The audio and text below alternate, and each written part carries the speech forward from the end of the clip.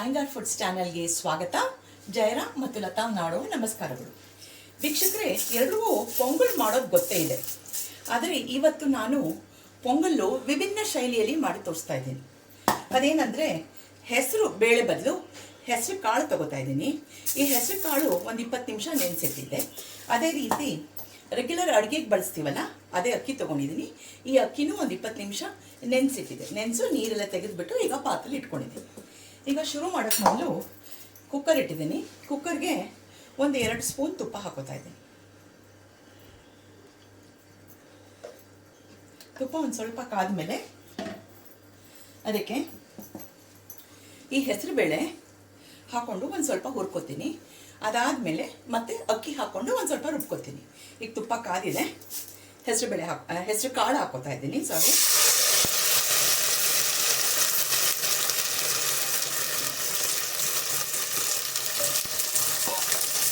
ವೀಕ್ಷಕರೇ, ಮಾಮೂಲಿ ಹೆಸರು ಬೇಳೆ ಅಲ್ವಾ ಯೂಸ್ ಮಾಡೋದು, ಅದಕ್ಕೆ ಹೆಸರು ಕಾಳು ಬದಲು ಹೆಸರು ಬೇಳೆ ಅಂತ ಮಿಸ್ ಆಗ್ತಾ ಇದೆ. ಹೇಳಿದ್ಮೇಲೆ ಹೆಸರು ಕಾಳು ವಿಭಿನ್ನ ಶೈಲಿಯಲ್ಲಿ ಮಾಡುವ ಪೊಂಗಲ್. ಈ ಹೆಸರು ಕಾಳು ಮಾಡೋದ್ರಿಂದ ಏನಾಗುತ್ತೆ ಅಂದರೆ, ಟೇಸ್ಟು ಚೆನ್ನಾಗೂ ಇರುತ್ತೆ ಮತ್ತು ಲಾಟ್ ಆಫ್ ಫೈಬರ್ ಕಂಟೆಂಟ್. ಹೆಸರು ಬೇಳೆ ಮೇಲ್ಗಡೆ ಏನು ಸಿಪ್ಪೆ ಇರುತ್ತಲ್ಲ ಹೆಸರು ಕಾಳಲ್ಲಿ, ಅದು ಸೇರ್ಕೊಂಡಾಗುತ್ತೆ. ಸೊ ಒಂದು 2 ನಿಮಿಷ ಹೆಸರು ಕಾಳು ಹುರಿತಾ ಇದ್ದೀನಿ. ಈಗ ಅಕ್ಕಿ ಹುರ್ಕೊಂಡ್ಬಿಡ್ತೀನಿ. ಈ ಅಕ್ಕಿನ 20 ನಿಮಿಷ ನೆನೆಸಿಟ್ಟಿದೆ, ಅದನ್ನು ಇವಾಗ ಹಾಕೊಂಡ್ಬಿಡ್ತೀನಿ. ಹೆಸರು ಕಾಳು ಅಷ್ಟೇ, ಓವರ್ ನೈಟ್ ನೆನೆಸೋ ನೆಸಿಟಿ ಇಲ್ಲ. ಒಂದು 20 ನಿಮಿಷ ನೆನೆಸಿದ್ರೆ ಸಾಕು. ಇದನ್ನು ಒಂದು 4-5 ನಿಮಿಷ ಹುರಿದ್ಬಿಡ್ತೀನಿ. ಚೆನ್ನಾಗಿ ಹುರಿತಾ ಇದೆ. ವೀಕ್ಷಕರೇ, ನಾನು 1/4 ಪಾವಷ್ಟು ಹೆಸರು ಕಾಳು, 3/4 ಪಾವಷ್ಟು ಅಕ್ಕಿ ತೊಗೊಂಡಿದ್ದೀನಿ. ಅಂದರೆ 1/4 3/4 ಸೇರಿ 1 ಪಾವಷ್ಟು ಆಯಿತು. ಸೊ 1 ಪಾವಷ್ಟು ಹೆಸರುಬೇಳೆ ಮತ್ತು ಅಕ್ಕಿ ತೊಗೊಂಡಿದ್ದಕ್ಕೆ ನಾನು 3 ಪಾವಷ್ಟು ನೀರು ಸೇರಿಸ್ಕೊತಾ ಇದ್ದೀನಿ. ತಣ್ಣೀರೇ ಸೇರಿಸ್ಕೊತಾ ಇದ್ದೀನಿ ಇದಕ್ಕೆ.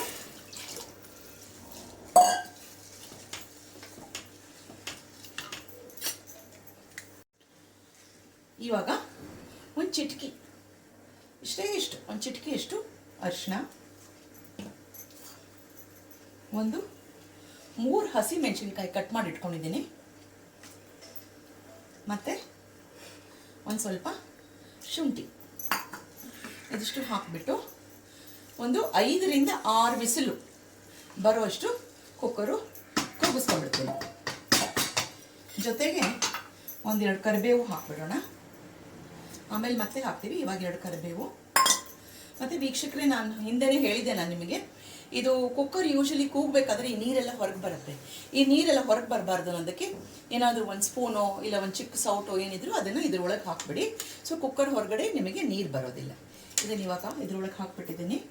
ಹಾಕ್ಬಿಟ್ಟು ಕುಕ್ಕರ್ನ ಮುಚ್ಚಿಟ್ಬಿಡ್ತೇನೆ.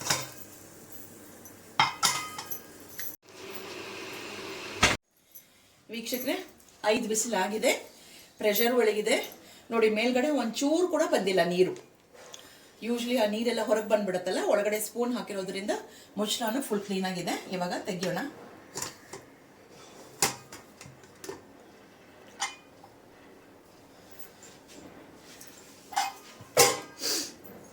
ನೋಡಿ, ಈಗ ಬಂದಿದೆ. ಇವಾಗ ಇದನ್ನು ಒಂದು ಸ್ವಲ್ಪ ಚೆನ್ನಾಗಿ ಮಿಕ್ಸ್ ಮಾಡ್ಕೊಂಡ್ಬಿಡೋಣ, ಮ್ಯಾಶ್ ಮಾಡ್ಕೊಂಡ್ಬಿಡೋಣ. ಒಂದು ಸ್ವಲ್ಪ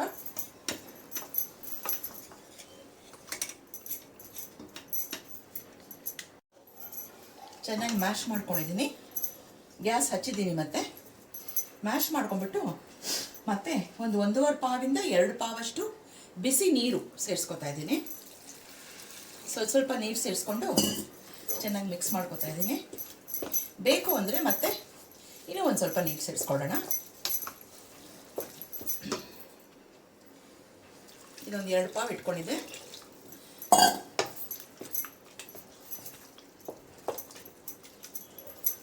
ಇನ್ನೊಂದು ಸ್ವಲ್ಪ ನೀರು ಹಾಕ್ಕೊಳ್ಳೋದು ಉತ್ತಮ ಅನಿಸುತ್ತೆ. ಇನ್ನೊಂದು ಸ್ವಲ್ಪ ನೀರು ಬಿಸಿನೀರು ಹಾಕೋತೀನಿ.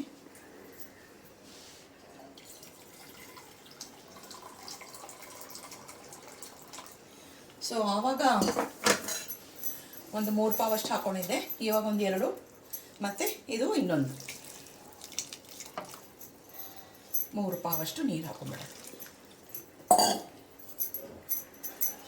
ಸಣ್ಣ ಒಲೆಯಲ್ಲಿ ಕುದಿಯೋಕೆ ಇಟ್ಟಿದ್ದೀನಿ. ಈಗ ಇದಕ್ಕೆ ರುಚಿಗೆ ತಕ್ಕಷ್ಟು ಉಪ್ಪು,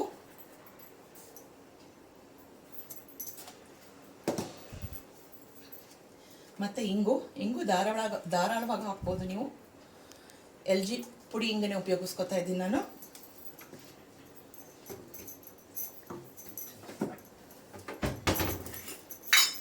ಮತ್ತು ಒಂದು ಚಿಟಕಿ ಸಕ್ಕರೆ. ಇದಿಷ್ಟಾಗಿ ಇದನ್ನು ಸ್ವಲ್ಪ ಕುದಿಯೋಕೆ ಬಿಡೋಣ. ಆ ಕಡೆ ಇದ್ರ ಒಗ್ಗರಣೆಗೆ ಇನ್ನೊಂದು ಒಲೆ ಮೇಲೆ ಇದ್ರ ಒಗ್ಗರಣೆಗೆ ರೆಡಿ ಮಾಡ್ಕೊಂಡ್ಬಿಡೋಣ. ಒಂದು ಸ್ವಲ್ಪ ಒಗ್ಗರಣೆ ಮಾಡೋಕ್ಕೆ ಇವಾಗ ನಾನು 4 ಟೇಬಲ್ ಸ್ಪೂನಷ್ಟು ತುಪ್ಪ ತೊಗೊಂಡಿದ್ದೀನಿ. ಆ ತುಪ್ಪಕ್ಕೆ 2 ಸ್ಪೂನ್ ಜೀರಿಗೆ ಮತ್ತು 1 ಸ್ಪೂನಷ್ಟು ಮೆಣಸು ತರ್ತರಿಯಾಗಿ ಜಜ್ಕೊಂಡು ಇಟ್ಕೊಂಡಿದ್ದೀನಿ ನಾನು. ಮತ್ತು ಒಂದು 15ರಿಂದ 20 ಗೋಡಂಬಿ ಒಂದು ಸ್ವಲ್ಪ ಕಂದು ಬಣ್ಣ ಬರಬೇಕು.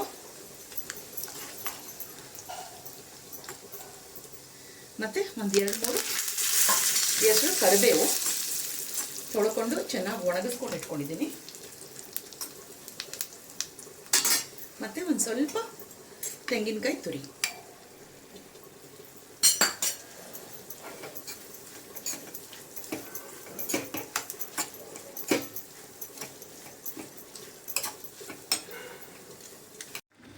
ವೀಕ್ಷಕರೇ, ಈ ಒಗ್ಗರಣೆನ ನಾನು ಇವಾಗ ಪೊಂಗಲ್ ಸೇರಿಸ್ಕೊಂಡ್ಬಿಡ್ತೀನಿ.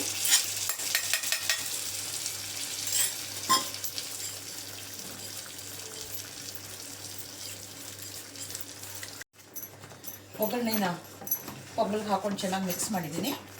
ಮತ್ತು ವೀಕ್ಷಕರೇ, ಆವಾಗ ನಾನು ಹೇಳಬೇಕಾದ್ರೆ ತೆಂಗಿನಕಾಯಿ ತುರಿ ಅಂತ ಹೇಳಿಬಿಟ್ಟೆ. ಆ್ಯಕ್ಚುಲಿ ಕೊಬ್ಬರಿನ ಇಟ್ಕೊಂಡಿರೋದು, ಬೈ ಮಿಸ್ಟೇಕ್ ತೆಂಗಿನಕಾಯಿ ಅಂತ ಹೇಳಿದೆ. ಅದು ಒಗ್ಗರಣೆಗೆ ಒಂಚೂರು ಹಾಕ್ಕೊಂಡಿದ್ದೆ. ಮತ್ತು ಈಗ ಮೇಲೆ ಇನ್ನೊಂಚೂರು ಕೊಬ್ಬರಿ ತುರಿ ಏನು ಉಳಿದಿದೆಯಲ್ಲ ಅದನ್ನು ಹಾಕಿ ಮಿಕ್ಸ್ ಮಾಡೋಣ. ಸೊ ಅದು ಸ್ವಲ್ಪ ಎನ್ಹಾನ್ಸ್ಡ್ ಫ್ಲೇವರ್ ಕೊಡುತ್ತೆ, ಟೇಸ್ಟ್ ಸ್ವಲ್ಪ ಚೆನ್ನಾಗಾಗುತ್ತೆ. ಇದಿಷ್ಟು ಮಾಡಿಬಿಟ್ಟು ಒಂದೇ ಒಂದು ನಿಮಿಷ ಮತ್ತೆ ಮುಚ್ಚಿಟ್ಬಿಟ್ಟು ಗ್ಯಾಸ್ ಆಫ್ ಮಾಡಿಬಿಟ್ರೆ ನಮ್ಮ ಪೊಂಗಲ್ ರೆಡಿ. ಸೊ ಇದು ಭಿನ್ನವಾದ ಶೈಲಿಯಲ್ಲಿ ಪೊಂಗಲ್ ಮಾಡೋದು, ಹೆಸರುಬೇಳೆ ಬದಲು ಹೆಸರು ಕಾಳು ಉಪಯೋಗಿಸಿ ಮಾಡೋದು. ಸೊ ನೀವು ಎಲ್ಲ ಇದನ್ನು ಮನೇಲಿ ಖಂಡಿತ ಟ್ರೈ ಮಾಡಿ. ಸುಲಭವಾಗಿ ಬರುತ್ತೆ ಮತ್ತು ಆರೋಗ್ಯ ದೃಷ್ಟಿಯಿಂದ ಬಹಳ ಒಳ್ಳೆಯದು. ತುಂಬ ಫೈಬರ್ ಕಂಟೆಂಟ್ ಇದೆ. ಸೊ ನಮ್ಮ ಚಾನಲ್ ಪೂರ್ತಿ ನೋಡಿ, ವಿಡಿಯೋ ಪೂರ್ತಿ ನೋಡಿ, ಲೈಕ್ ಮಾಡಿ, ಶೇರ್ ಮಾಡಿ, ಸಬ್ಸ್ಕ್ರೈಬ್ ಮಾಡಿ, ನಮಗೆ ಸಪೋರ್ಟ್ ಮಾಡಿ. ಇಷ್ಟು ಹೇಳಿ ನಾವು ಈ ವಿಡಿಯೋ ಮುಗಿಸ್ತಾ ಇದ್ದೀವಿ. ಜಯರಾಮ್ ಮತ್ತು ಲತಾ ಸೈನ್ ಆಫ್ ಮಾಡ್ತಾ ಇದ್ದೀವಿ. ಮುಂದಿನ ವಿಡಿಯೋವರೆಗೂ ನಮಸ್ಕಾರಗಳು. ನಂದೊಂಚೂರು ಒಗ್ಗರಣೆ ಇದು ಅಜ್ಜಿ ಮಾಡ್ತಾ ಇದ್ರಲ್ಲ, ಅಜ್ಜಿ ಕಾಲದ್ದಿದು. ಹೌದು, ಅವಾಗೆಲ್ಲ ಹೆಸರು ಬೇಳೆಗಳು ಇರ್ಲಿಲ್ವಲ್ಲ, ಜಾಸ್ತಿ ಕಾಳೆ, ಕಡೆನೂ ಕಾಳು, ಹೊಲದಲ್ಲೆಲ್ಲ ಕಾಳುಗಳು ಬೆಳೀತಾ ಇದ್ರು.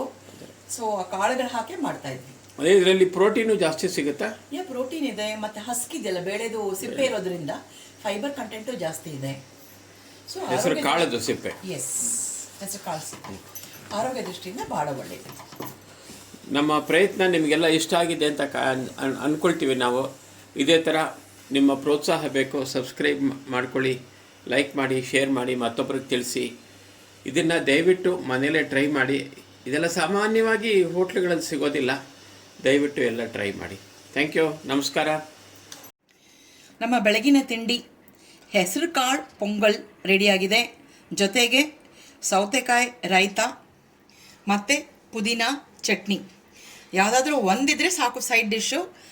ನಾನು 2 ಮಾಡಿದೆ ಇರಲಿ ಅಂತ ಹೇಳಿ. ಸೊ ಖಂಡಿತ ಮನೇಲೆಲ್ಲ ಮಾಡಿ ಇದನ್ನು ಮಾಡಿ ಹೇಗೆ ಬಂತು ಅಂತ ನಮಗೆ ನಿಮ್ಮ ಫೀಡ್ಬ್ಯಾಕ್ ಕೊಡಿ. ಧನ್ಯವಾದಗಳು.